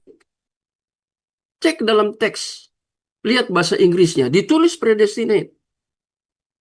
Pasti itu. Saya pastikan itu. Ya, karena saya sudah mendalami ini ya. Kemudian ini dua anak kan. Yakub dan Esau. Iya kan? Dua anak. Aku membenci Esau, tapi aku mengasihi Yakub, aku membenci Esau. Apakah tidak adil dilihat dari segi keadilan Allah? Paulus katakan mustahil, tidak mungkin. Tapi kalau cara kita pikir dengan pikiran kita, kok Allah benci berarti Allah keliru. Saya beri analogi ya, ilustrasi sama seperti Roy Suryo, itu TTR itu 3 orang ya, saya ikuti itu ya. Mereka benci sekali kepada Pak Jokowi. Sekarang benci satu keluarga, sampai Gibran pun dituduh macam-macam ya, ijazah secara khusus ya. Itu kebencian itu. Apakah Allah seperti manusia bencinya? Paulus katakan mustahil. Dan Paulus di sini berbicara tentang hak prerogatif Allah. Atau kita sebut dengan kedaulatan Allah. The sovereignty of God. Ya. Jadi Allah memilih, ya, dia yang katakan, ya, aku mengasihi Yakub, tetapi membenci Esau. Itu dari Allah. Itu hak prerogatif, kita nggak bisa protes. Sehingga Paulus katakan tidak mungkin Allah tidak adil. Kalau dilihat dari segi aspek keadilan. Ya. Jika demikian, apakah yang hendak kita katakan? Apakah Allah tidak adil? Mustahil. Nah, makanya ini ya, ini dari PL ini, sebab ia berfirman kepada Musa. Nah, ini PL kan di Taurat. Ya. Aku apa ini? Aku akan mengasihi. Aku akan memberi belas kasihan kepada siapa aku mau menaruh belas kasihan. Dan aku akan apa ini ya? Coba lihat di sini ayat berapa itu? Bermurah, Pak. Bermurah hati Ayat kepada ayat siapa? 15 ya. Coba baca lagi itu. Aku akan menaruh belas kasihan kepada siapa aku mau menaruh belas kasihan, dan aku akan bermurah hati kepada siapa aku bermurah hati. Nah, itu kan, itu berbicara apa? Itu hak prerogatif Allah. Itu the sovereign of God. Ya. Kemudian baru dilanjut ayat yang ke-16. Nah, ini gambaran ini. Tadi mau jawab pertanyaan Krie sendiri kan. Nah, tapi tadi mulai dari sini kan. Ini. Ini loh. Saya sedang jelaskan kata ini baru dikembangkan ya. Dengan referensi gunakan ayat-ayat yang dari Paulus ya. Khususnya Roma. Ya. Jadi kita lagi bicara ini. Bisa menyeberang. Semua orang bisa menyeberang. Enggak. Yang orang yang dibawa oleh Yesus. Orang yang dibawa oleh Yesus siapa? Itu pilihan. Dia akan tekun. Bagaimana dengan orang tidak orang yang binasa? Nah ini tadi sudah dijelaskan. Esau itu aku benci. Dia tidak menaruh belas kasihan. Ada kata benci di situ. Ya. Nah itu. Jadi kita lihat itu bagian ini ya. Ya. Itu tense-nya masa lampau tadi ya. Tapi yang dibawa menyeberang di sini dijelaskan itu ini tindakan bersifat final, ultimate. Bahasa teologi yang apa akademik itu ultimate, ya. Dan itu tidak dibatalkan yang dia sudah bawa ke seberang, ya. Akulah jalan kebenaran, jalan itu ya. Itu dia yang bawa, Kristus yang bawa. Akulah ego eimi. Itu yang kemarin saya jelaskan ya, kata ego eimi semua yang ada 7 hal penting di dalam Injil Yohanes. Ya, Injil Yohanes ya, bukan 1 Yohanes, 2 Yohanes atau Wahyu ya, karena itu tulisan Rasul Yohanes. Tapi khusus Injil Yohanes ada 7 kata yang penting sekali tentang ego eimi. Aku adalah pintu, aku adalah gembala yang baik. Ya, itu macam-macam ya. Ada 7 semuanya ya. Nah, itu dasarnya dari mana? Itu dari saat Allah memperkenalkan diri kepada Musa. Ya, aku adalah aku. Dari kata kata Ibrani, Ehye Eser Ehye. Itu muncul ke ego Emi. Ya, jadi tindakan ini ya menarik sekali ya. Dan tindakan ini merupakan suatu tindakan yang bersifat kekal. Final. Belajarlah kalau ini terkait dengan bersifat final, belajar di sini. Di tangan siapa itu final, itu ultimate itu harus belajar di bagian kristologi. Di dalam kristologi ada pembelajaran khusus, harusnya dibeli di kelas MTH. Finalitas of Christ, ada itu. Kalau Bapak Ibu yang belajar malam ini tanya ke saya, ada buku Finalitas of Christ? Ada bukunya. Ya, referensinya ada. Saya baca referensinya. Termasuk saya pernah ikut dan belajar dari Pak Yosef Tong sebagai pendengar. Ya, ada kuliah mahasiswa, saya dengar beliau yang. Saya dengar kalimat tentang Finalitas of Christ. Itu menarik. Kemudian saya baca bukunya Pak Stefri Lumintang. Dia mengutip dari perkataan Yosef Tong. Karena Pak Stefri dulu kuliahnya ambil MTH, THM itu kan di Pacet, ya, dengan sekolah yang dari LA, Los Angeles itu, ya. Ada Pak Yosef Tong di situ kan yang punya sekolah di sana. Makanya dia gelarnya TSM. Nah, itu dia punya buku tulis itu saya membaca itu ya tentang teologi abu-abu. Itu dia tulis tentang itu Finalitas of Christ itu dikutip dari tulisan Pak Tong. Jadi menarik ya Pak Yosef ya Yosef Tong bukan Stephen Tong. Jadi tindakan final ya.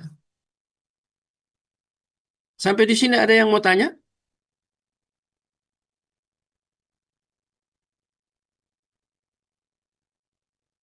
Pak Inmer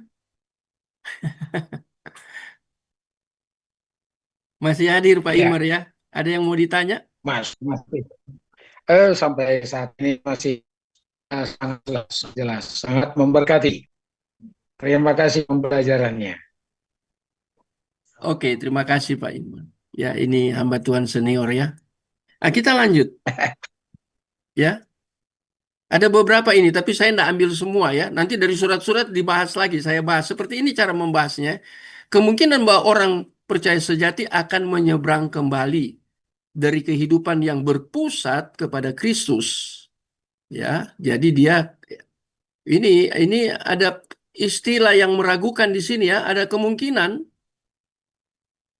ya yang berpusat kepada Kristus kepada maut. Apakah mungkin maut di sini itu tadi yang sudah dijelaskannya kematian kekal neraka adalah bertentangan dengan finalitas dari ayat yang Yesus ajarkan. Saya itu final, Kristus itu finalitas. Finalitas tentang apa? Itu terkait dengan soter, keselamatan. Itu finalnya di Kristus. Yang di PL dibicarakan mulai dari protoevangelium, ya. Kemudian ada tipe antitipe, ada nubuat, ada teofani di situ ya. Ada macam-macam. Lihat belajar dari PL itu terkait dengan finalitas. Kristus itu finalitas. Kalau sudah final, tidak akan kembali menyeberang kembali. Dia sudah menyeberang ke arah Kristus. Sekarang dia balik lagi, ya, untuk menuju maut. Nggak ada itu, tidak ada. Karena itu kata final itu dari ayat yang Yesus ajarkan, ya ini. Itu bagian itu ya. Final dia sudah final. finalitas of Christ. Kalau dia sudah pegang hidup kita, itu di tangan dia, itu final hidup kita itu. Nggak ada yang bisa korek hidup kita. Nggak ada yang bisa ganggu hidup kita. Bukan berarti kemudian kita menjadi sempurna, menjadi apa, kudus, hagios itu sempurna. Enggak, kita diproses terus. Kan diproses untuk morphe itu ya, menjadi serupa dengan Kristus. Morphe itu kan serupa. Bagian ini ditopang dengan analogi real di dalam pelayanan Yesus kepada perempuan Samaria. Ini analoginya. Ya. Itu yang Yohanes 4 ini toh. Nah, itu Yohanes 4 ayat 14 ya. Ya, tentang air yang Yesus berikan. Ya, dia kan bertemu di sumur Yakub itu ya. Dia mau beri minum Yesus, kemudian pelayanan melalui dia masuknya melalui air itu. Ya, perempuan mau beri minum, dia katakan akan haus. Tapi aku ini akan memberi air itu dan engkau tidak akan haus lagi. Jadi Yesus datang mengambil inisiatif untuk mencari perempuan itu, ya. Dan inisiatif ini dan dia berinisiatif kemudian beranugerah di situ kepada perempuan Samaria yang kita tahu ada berapa dia. Ya, ini poligami kuat ini perempuan ya. Nah, itu akan terus menerus ya, menerus bukan menurus ya. Akan atau menjadi mata air yang memancar sampai kepada hidup yang kekal. Itu mata airnya. Kalau perempuan minum dari apa yang Yesus berikan, air kehidupan, itu kan bicara tentang air, itu kan bukan harafiah ya, kata air di situ ya. Ya. Itu dikatakan minum air yang sumbernya Yesus itu membicarakan tentang apa? Yang Yesus akan berikan. Air itu. Kalau kita lihat di teks lain dalam Injil Yohanes itu air kan membicarakan tentang aliran-aliran air hidup. Itu aliran-aliran air hidup itu bagian firman Tuhan dalam Yohanes ya, Injil Yohanes, tapi bagian yang lain, bukan Yohanes 4, itu aliran-aliran air hidup itu membicarakan tentang apa? Jadi orang minum air itu kemudian hidupnya itu dia menjadi hidup. Kamu akan hidup dan hidup itu dikatakan memancar sampai kepada hidup kekal. Menarik kan? Yohanes 4 ayat 14. Bandingkan dengan Yohanes 6 ayat 5. Nah, dia berbicara tentang akulah roti hidup. Ya. Yesus itu roti hidup dari mana? Dari sorga, bukan dari dunia. Yang Yesus berikan adalah daging. Ya, sarx. Tubuh inkarnasi. Ya. Di teks itu kan ada daging ya. Itu tubuh inkarnasi sarx ya. Jadi logos kan menjadi sarx. Tapi bukan sarkinois, bukan, beda, itu kedagingan. Saya harus hati-hati di sini ya. Jadi kalau kenakan kepada Yesus berarti bukan Yesus itu kedagingan. Perbuatan daging itu ya. Nah, ini bukan sarx di sini, dia menjadi manusia seutuhnya. Inkarnasi itu ya. Dia berinkarnasi untuk disalibkan. Kemudian untuk mati, namun bangkit. Ya, jika seorang makan, kata makan di situ ya, makan dagingku itu ya. Yohanes 6 ayat 51 makan dagingku. Itu berbicara tentang apa makan di situ? Makan daging mentah-mentah, wah jadi kanibal. Makan daging di situ dalam pengertian itu perjamuan kudus nanti. Itu the future. Maka ia akan, nah the future kan hidup. Hidup sampai kapan? Yohanes 6 ayat 5. Selama-lamanya, kekal. Bukan hanya rohani dia. Tapi kata hidup ini itu sampai kepada kekekalan. Nah, sekarang bagaimana mungkin yang telah memiliki hidup kekal lalu kembali hilang? Ya, hidup kekal itu hilang. Jika terjadi, maka Yesus adalah pendusta untuk mempermainkan kehidupan umatnya. Dia yang janji. Berit, ya, covenant, dia janji. Janjinya itu tidak bisa dia batalkan. Janjinya itu absolut. Karena yang berjanji ini pribadi yang absolut. Tidak bisa dibatalkan. Ini yang kadang tidak dibahas ya, sampai sedalam ini. Ya. Jadi kita belajar mengapa orang bisa bertekun. Semua ayat-ayat ini membuktikan. Ini baru dari Injil. Nanti sebentar di surat-surat. Ya. Nah, sekarang kita ke bagian berikut ini ya. Yohanes 6 ayat 39. Tolong Kria, tolong baca dulu. Mari Kria, tolong. Baik, Pak. Yohanes pasal Yohanes 6 ayat 39. Ini menarik. ayat 39, dan inilah kehendak Dia yang telah mengutus aku, yaitu supaya dari semua yang telah diberikannya kepadaku jangan ada yang hilang, tetapi supaya kubangkitkan pada akhir zaman. Jangan ada yang hilang. Ada kebangkitan akhir zaman. Ya, ini second coming, kedatangan Yesus kedua ya. Nah, ini kan Yohanes 6 ayat 39. Ini menekankan tentang pola pekerjaan soteriologi objektif karena terkait dengan Yesus. Bapa yang berikan kepadaku. Ya, dia diutus Bapa. Yesus katakan dia memposisikan diri ya, ya sebagai yang diutus. Dia bergantung kepada pengutus. Itu konsep apa itu ya? Itu konsep the representative of God loh itu. Waktu Yesus datang sebagai manusia, dia mewakili Bapa, mewakili Roh Kudus. Roh Kudus belum turun. Nah, dia mewakili ya, menjadi wakil di sini kan the representative. Menjadi wakil apa? Waktu dia menjadi manusia, menjadikan mewakili Bapa. Jadi apapun kehendak Bapa harus dia kerjakan karena dia diutus oleh Bapa. Nah, ini soteriologi objektif di mana Bapa diposisikan yang mengutus Yesus untuk pekerjaan soteriologi objektif ini. Ya, jadi Bapa yang di mana Bapa berinisiatif. Ya, berinisiatif apa? Memberikan umat pilihan sejati kepada Yesus. Dan itu tidak akan hilang. Sudah diberi kepada Yesus. Bapa yang beri kepada Yesus. Lihat cara pekerjaan di dalam soteriologi ya. Yesus diutus untuk melakukan soteriologi. Ya, kalau mau lihat itu di Yohanes pasal 4 juga ya, di ketiga murid-murid tanya kepada Yesus ya tentang makanan ya.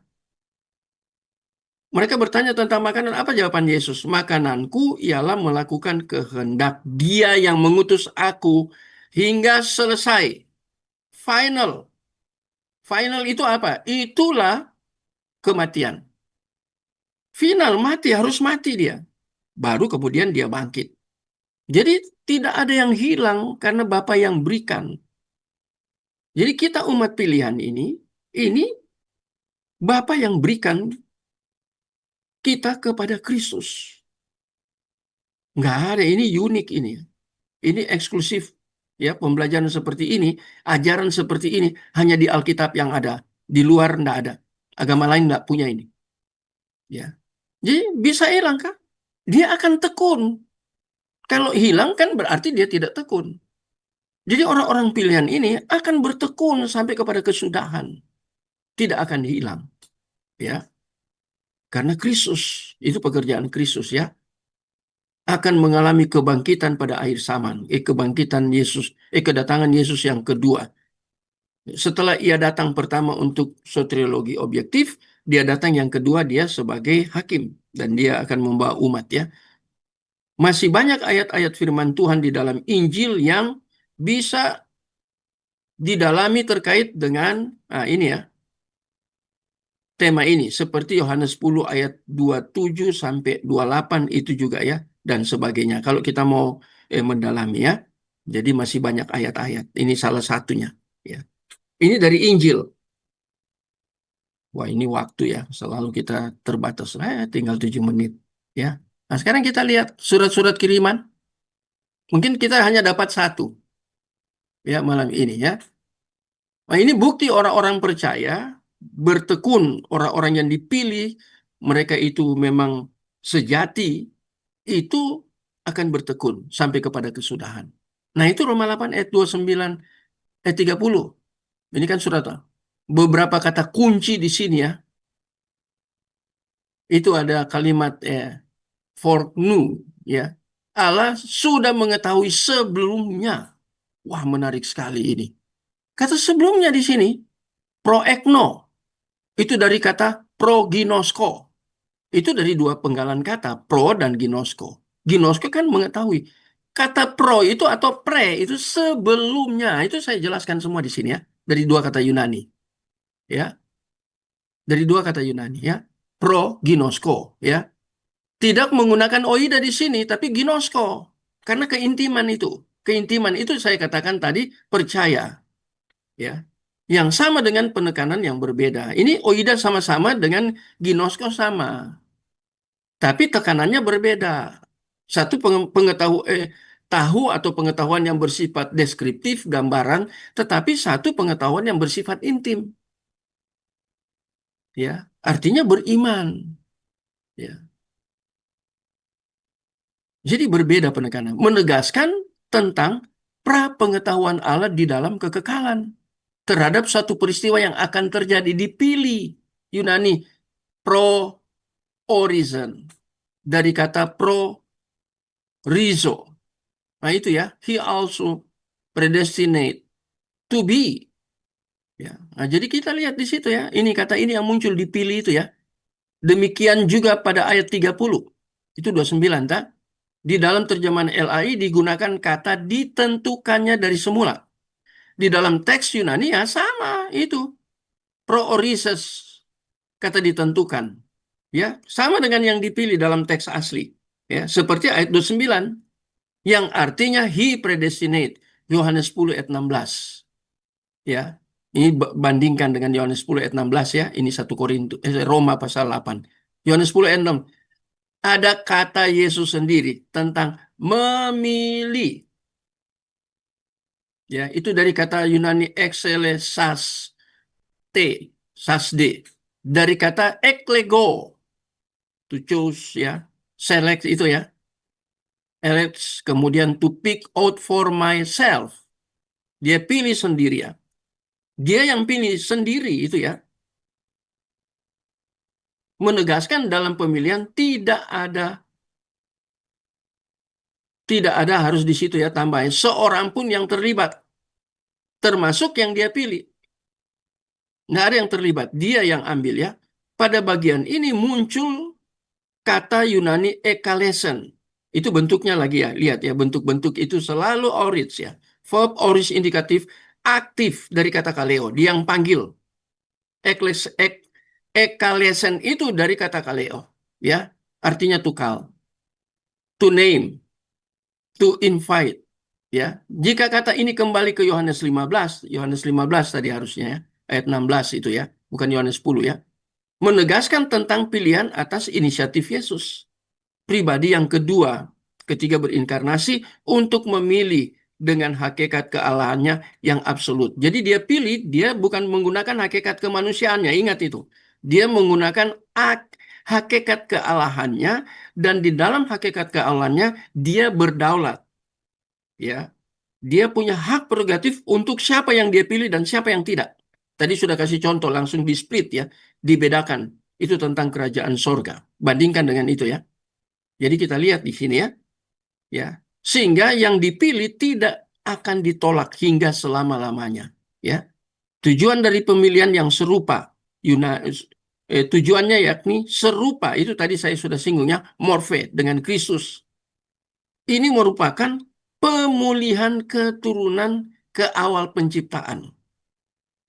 Ya, tadi sudah hilang ya, sudah kehilangan apa? Ya, itu Kejadian 1 ayat 0. Serupa segambar hilang. Kejadian 1 ayat 26. Sekarang dipulihkan. Melalui siapa? Ini melalui kedatangan Kristus. Dan orang-orang itu ya yang telah dipulihkan itu, yang telah diseberangi tadi di atas, itu akan tekun sampai kepada berkesudahan. Kata berkesudahan itu kan kekekalan. Ya. Ini surat-surat kiriman. Tadi Injil aja sudah begitu dalam. Sekarang surat-surat kiriman ya. Oke, sampai di sini ada yang mau tanya? Ini tanggung ya. Hmm. Saya cepat ya, 2 menit ya. Panggilan efektif itu call ya. Tadi kaleo itu ya. Itu kalau baca bukunya siapa ya, dia jelaskan tentang kaleo ya. Dokter Cool, Dokter Cool ya.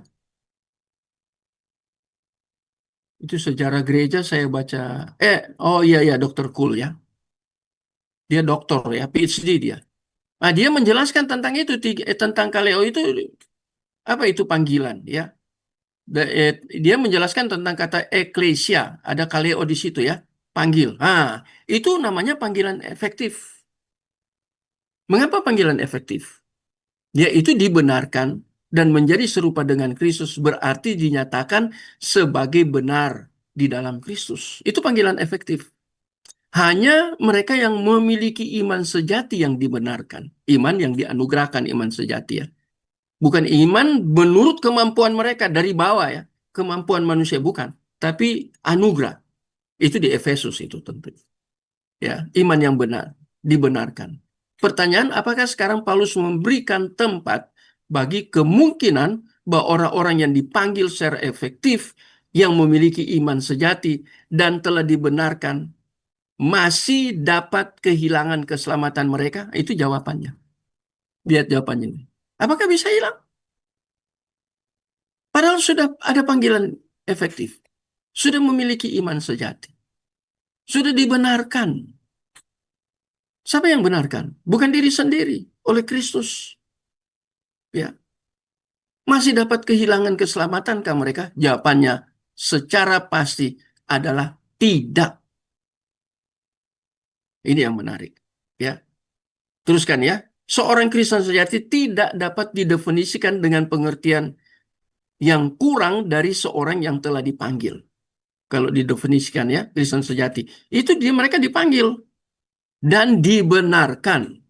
Dan oleh karenanya pertanyaan sebenarnya adalah, mungkinkah orang yang telah dipanggil dan dibenarkan kemudian terhilang dan kehilangan keselamatan kekal?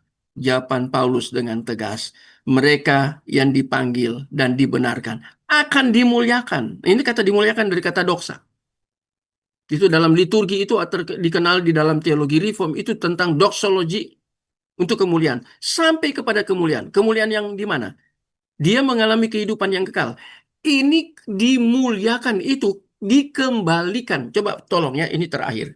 Sudah lewat sedikit ya, 01. Terakhir ya, saya baca firman Tuhan. Mazmur pasal 8. Mau jelaskan ini doksa. Kalau di dalam PL itu bahasa Ibraninya kabot. Ya, mereka itu dimuliakan. Nggak hilang mereka. Mazmur pasal berapa? Pasal 8. Tolong Krie, terakhir.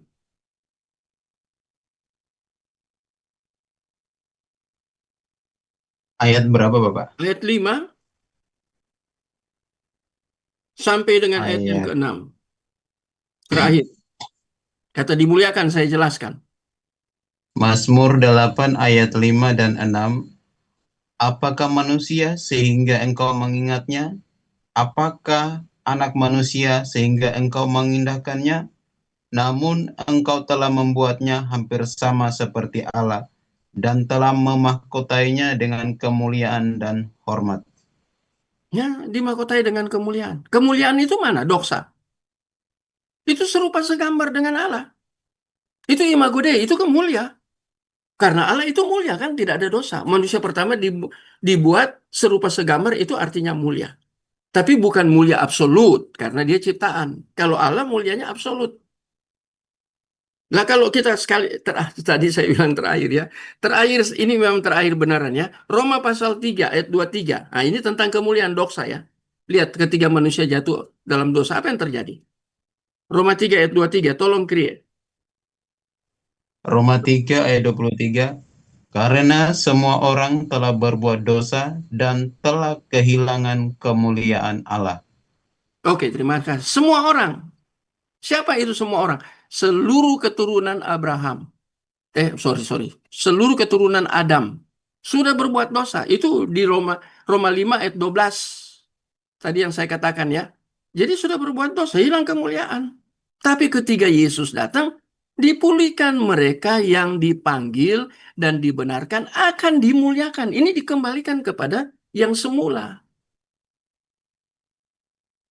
Jadi orang-orang yang bertekun sampai kepada kesudahan itu mengalami kemuliaan. Pemulihan kepada awal waktu Allah menciptakan. Ya, itu tadi ya. Roma pasal 8 itu diberi kemuliaan. Itu kemuliaan, itu kabot di dalam bahasa Ibrani. Bisa cek. Di dalam bahasa Yunani itu doksa. Ya. Jadi mau lihat kata apa apa ya siapa Anthony Hoekema, mau lihat manusia itu, mau lihat Allah dalam dunia ini, lihat di manusia. Tapi manusia apa? Yang ada kemuliaan Allah. Tapi karena manusia jatuh dalam dosa, Paulus katakan kehilangan kemuliaan Allah. Tapi Yesus datang supaya kita dimuliakan, ditinggikan, diagungkan, kembali lagi kepada kehidupan yang lama. Hidup yang lama dalam pengertian sebelum manusia jatuh dalam dosa. Ini kan menarik. Waduh, saya mau jelaskan lagi, nanti waktunya sudah habis, ya. Sudah lewat. Bagaimana Bapak Ibu? Ya, sudah lewat waktunya lah. Apalagi kalau dari Indonesia Timur ikut ya, seperti Kri ya.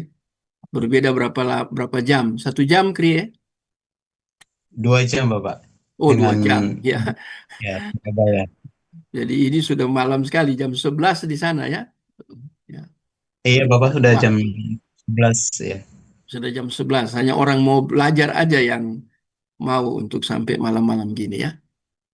Nah, nanti kita bahas ini ya, pembahasan terhadap keberatan-keberatan. Tapi kita belum selesai yang tadi ya. Kita akan bahas itu keberatan-keberatan tentang ke orang yang tekun itu sampai pada akhirnya itu ada kelompok tertentu saya sudah tadi katakan di awal ya. Itu mereka keberatan. Mereka pakai ayat firman Tuhan juga. Tapi masalahnya ketika mereka memberikan interpretasi terhadap ayat firman Tuhan itu mengalami apa? Kontradiktif. Ya, ketika mereka menafsirkan itu mengalami kontradiktif. Itu bahaya sekali ya, ayat-ayat itu dikontradiktifkan. Itu harus diintegrasi. Itu yang bahaya. Ya, oke sampai di sini saja malam ini. Oh, ada Ibu Sali. Ya, oke. Kita akan tutup dalam doa dan saya mohon Pak Imer untuk tutup dalam doa. Mari Pak Imer tutup dalam doa. Sampai jumpa minggu depan ya. Terakhir minggu depan kita libur.